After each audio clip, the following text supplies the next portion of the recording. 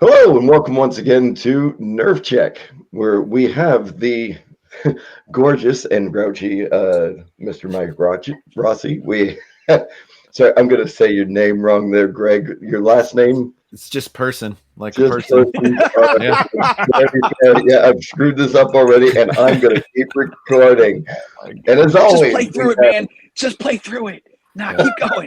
You just keep going. Just just And as always, we have the beautiful, sensational, the mustache himself, Mr. John McCready, and me, because apparently I still do these things. We're here just to kind of talk with the last couple of guys from the Northeast region. Yes, I know, Mike, you're murking out, boo, but we still love you, buddy. We still love you. Just as still trying to get to know the guys going to Masters this time around. So, how are we all doing tonight? Awesome. Fantastic. There we go. Good. Right, now that I've screwed up completely, you guys can just step on in at anybody. Why don't we start with you, Mr. Rossi? You're not playing for the Northeast, so we've been interviewing the Northeast Masters players. However, you're not playing for us. So who are you playing for? So I got asked to play for the West Coast as a Merc. I was not able to make the Northeast team this year because they were much better than me. I don't know if I'd say that. Lucky or maybe, right? Maybe. Let's go with that, right? Yeah. I finished just outside, which was fine. One of the nice things though is I have this isn't the first time I played as a Merc. I actually played for the Pacific Northwest a couple of years ago too, and I've been to every Masters. I just haven't represented the Northeast at every Masters. Mike plays for the highest bidder. So if other regions are offering him, that's right. Cash or what have you, he's more than willing. Bourbon mostly. So that's a good offer. It's not bad, to be honest. It's something that I know I'm going to use. You always give people presents you know they're going to use, right? There you go. That's the way to do it. I just turned 50, and at the birthday party, I got 11 bottles of bourbon. So people know me. Not enough, right? You have a type, basically. What did those other 39 people give you? Exactly. And what am I going to do for the rest of the 6 months of the year? Yeah. Jeez, right? Sound like a lush. Anyway, so yeah, I'm. You want me to go into like what I'm taking and all the other stuff? Sure. Are there questions here that I'm supposed to answer? We were about to get to that. You were answering the first one. We're off to a good start. The question is, if you want to talk about your list, you definitely can. I mean, the lists I think they're public, so everybody they want to see them. So if you want to talk about your list and how you construct it, great. If you want to keep some secrets stashed in your goatee, go for it. There's no secrets. So Greg and I are actually both taking Dwarfs, and unlike every other person in the world, our entire armies are not defense 6 with 3 steel defense. So you're a good man.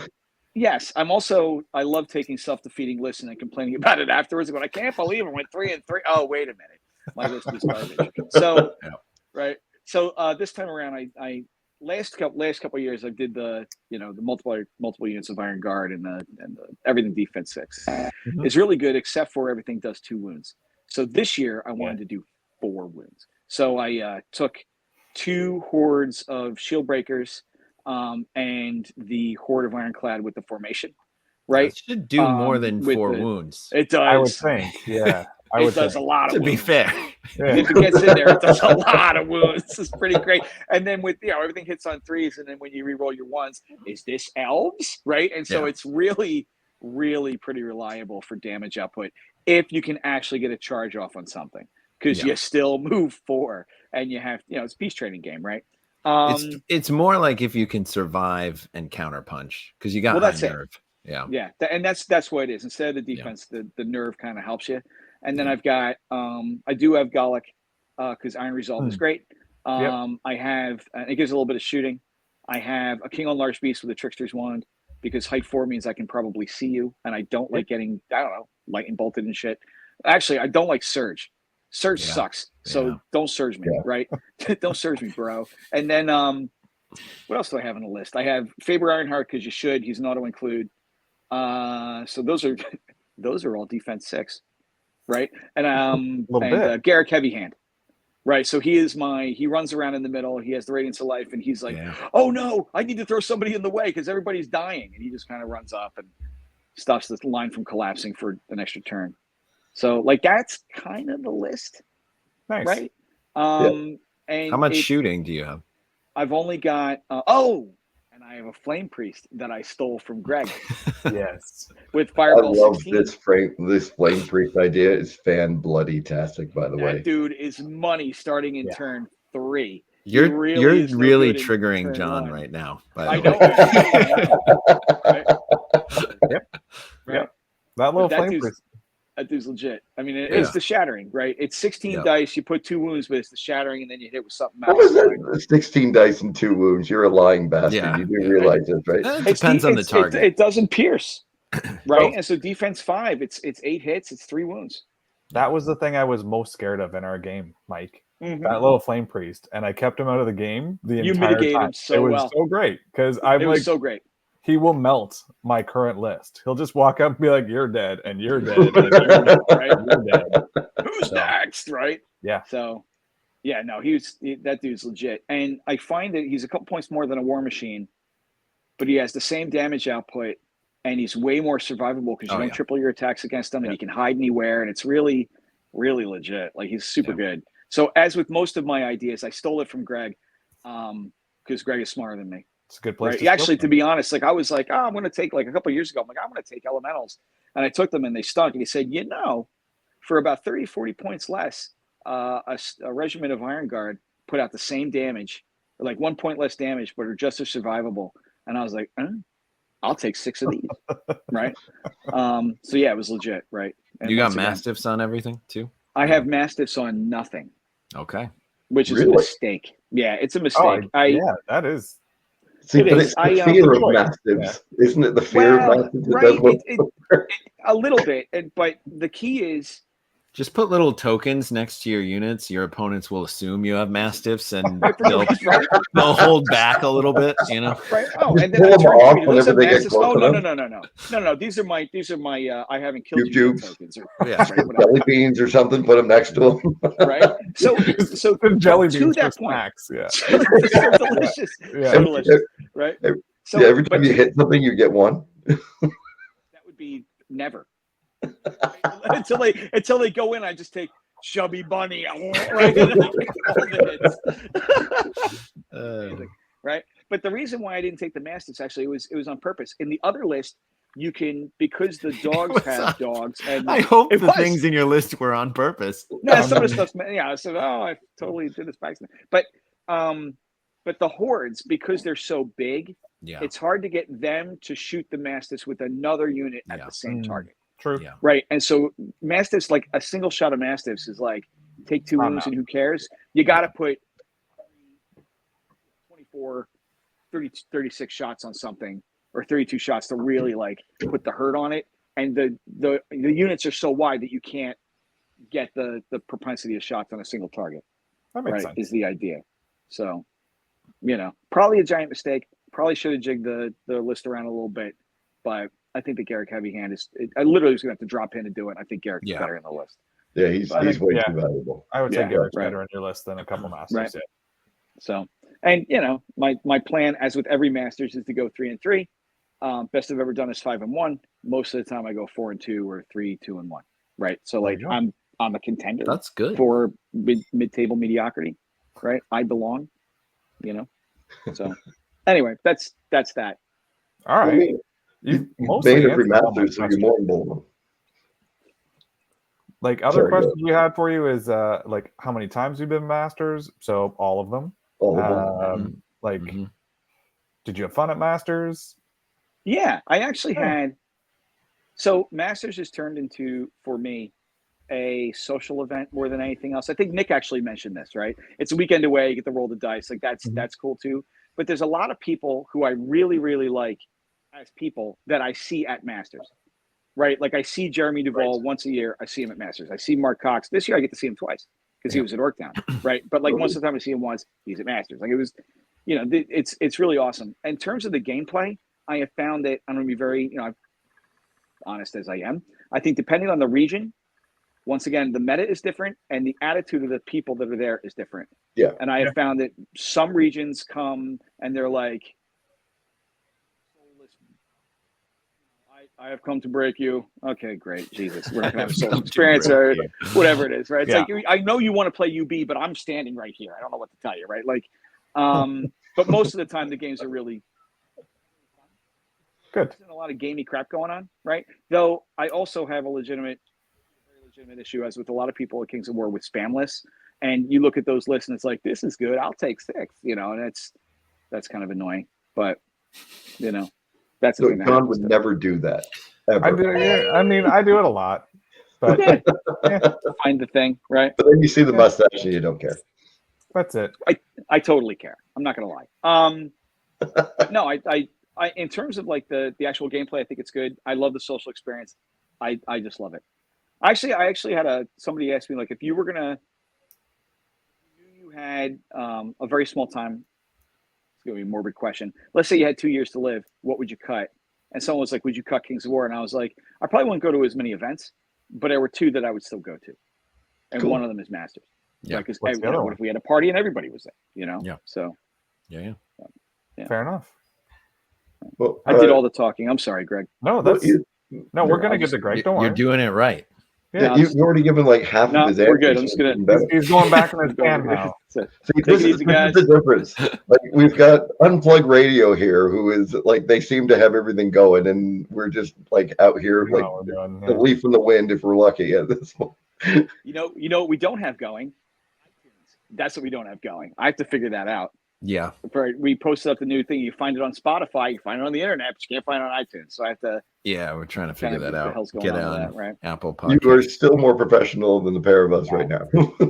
Wow. I don't know how to do any of that. I don't know how to record. Ben records. Ray posts. I'm just here for good times. So. But he's here for the looks. So you're doing it right. Then. It's the best job. I mean, it's great. So. But I think we'll turn it over to Ben, and Ben's got some questions for Greg. Thank you very much, Mike. Appreciate it. All right. Well, we've got the same question for you there, Greg. Like, how many times have you been to Masters? Let's start there.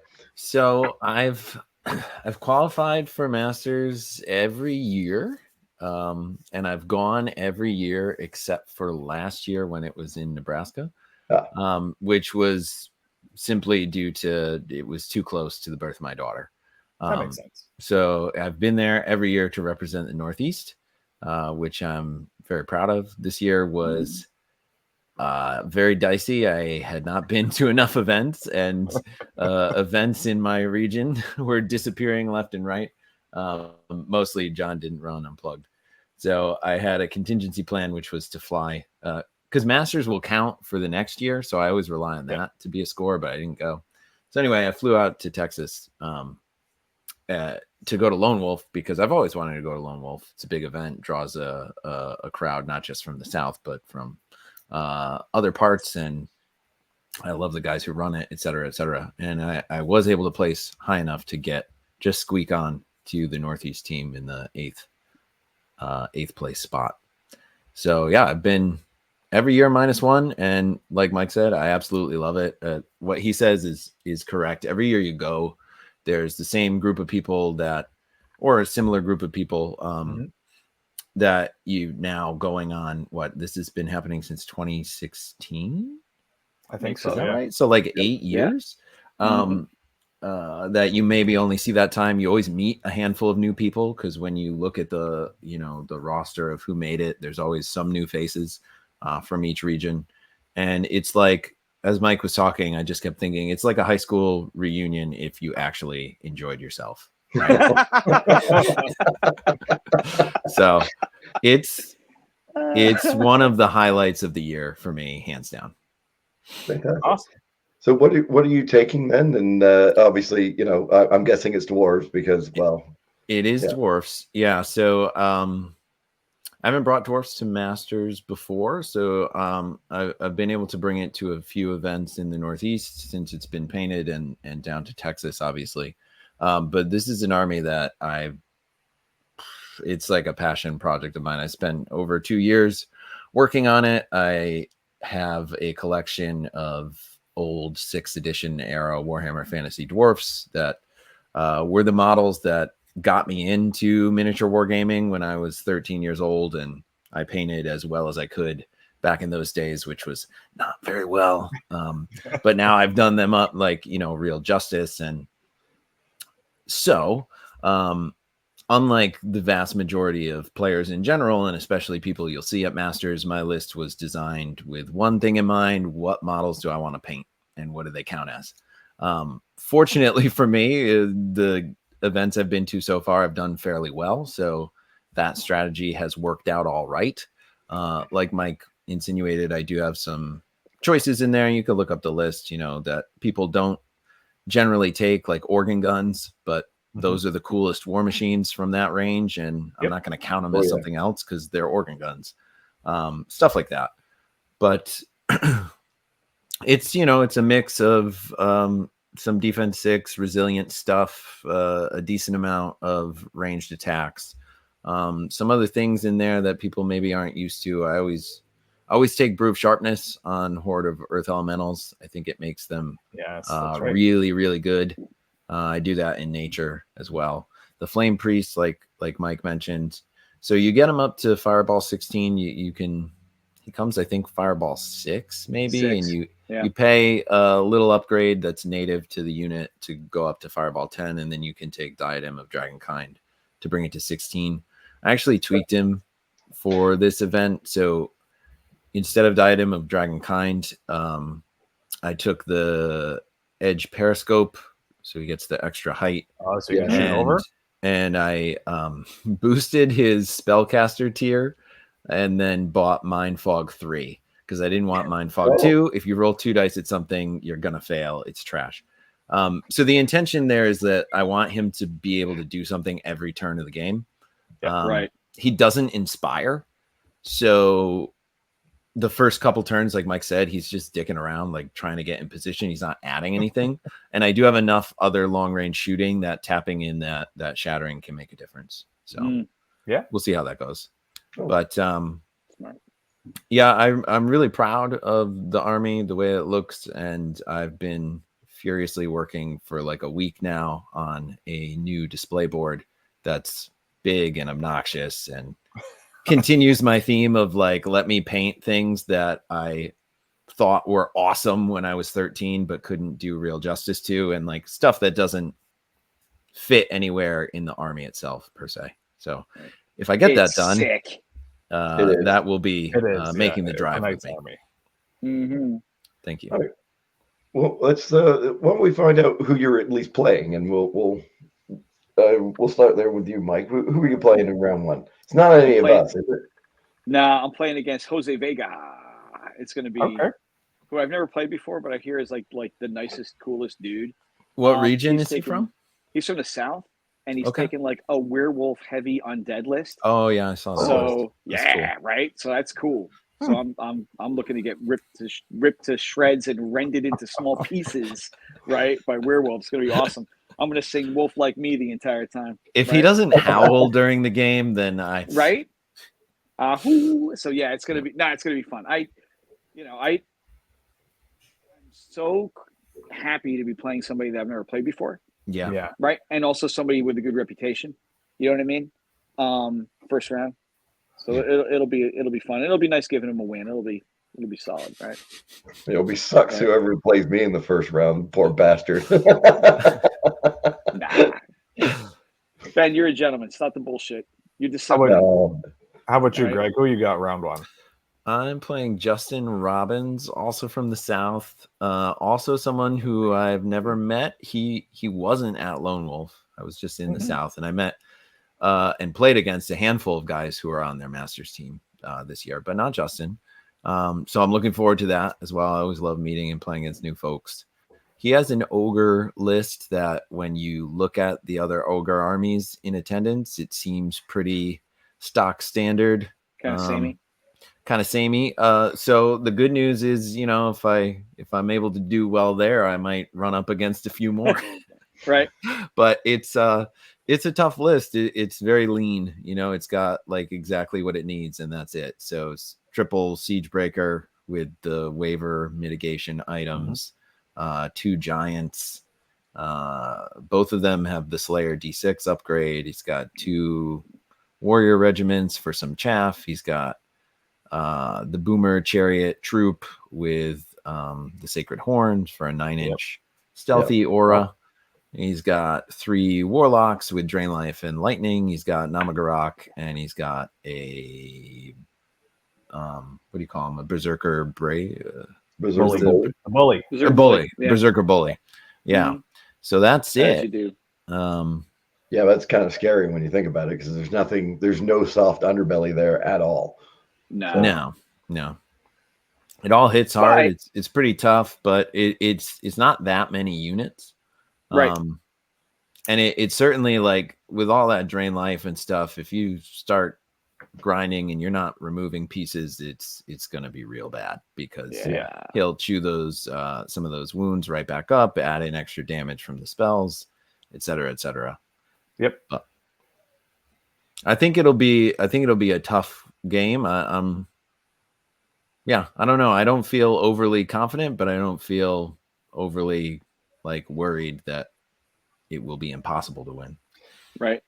One of the things, I mean, to speak kindly of Greg, is that Greg constantly will grind away at the scenario up until the very end, right? And so doesn't usually get bloodthirsty, doesn't usually, like, throw units away, you know what I mean? And because of that, I think he's got a really good chance in every game, right? And there's so many times when I talk to Greg, go, how'd it go? And he's like, it was really bad on 5.